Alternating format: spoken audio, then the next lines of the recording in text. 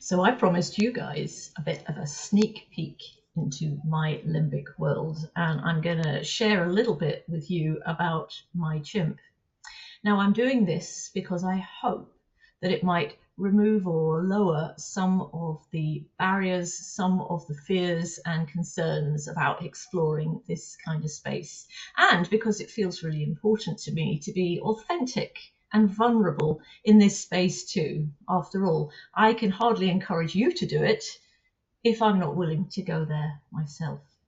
So, without further ado, I'd like to tell you a little bit about my chimp. Now, her name's Sweetie.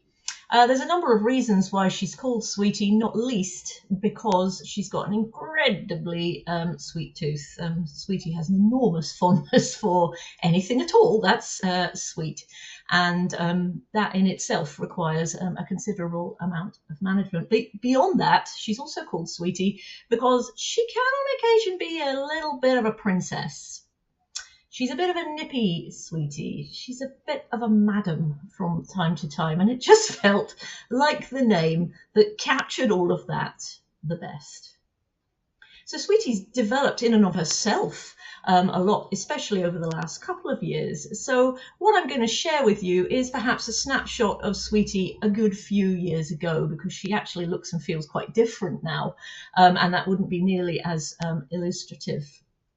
So if you rewind the clock a good couple of years, Sweetie was what I would describe as a rather mournful chimp. Now, that's not to say she couldn't be spicy if she wanted to be. She was perfectly capable of being super nippy and really quite harsh, especially in her thinking, far less her actions.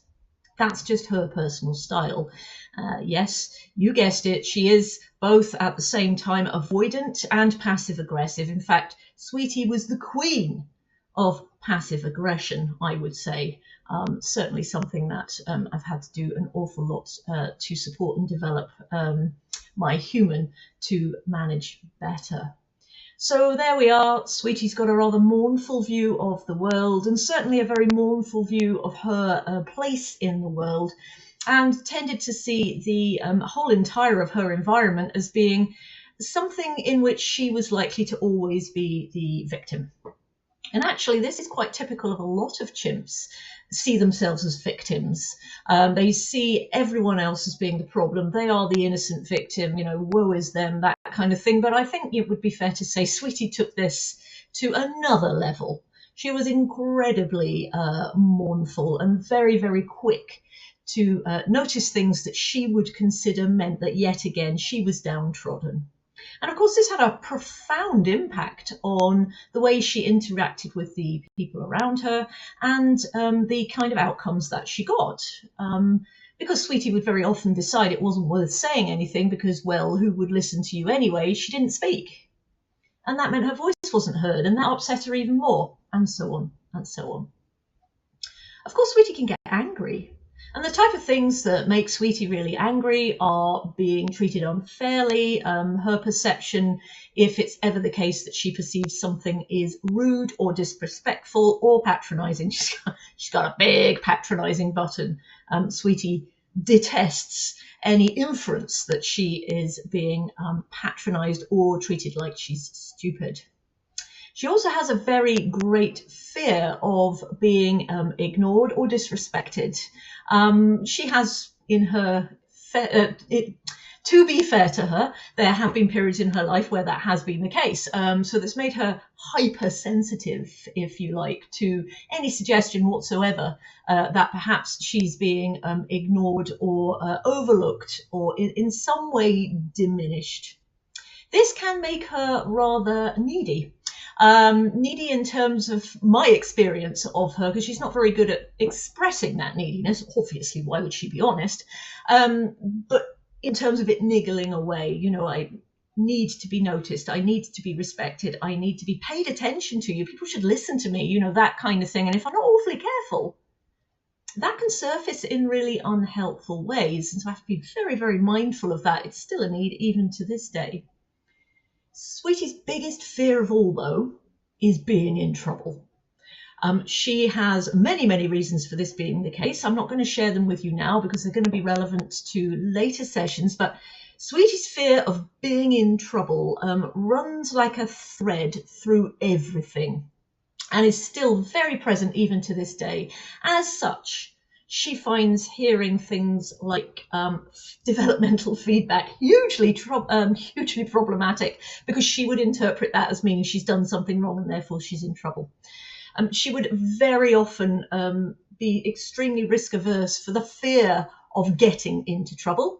She also doesn't like putting her head above the parapet because you might be in trouble. She doesn't like stepping a foot wrong, so she doesn't like trying new things. She doesn't like learning. She doesn't like anything at all that might accidentally put her in a position where she makes an error and is therefore in trouble.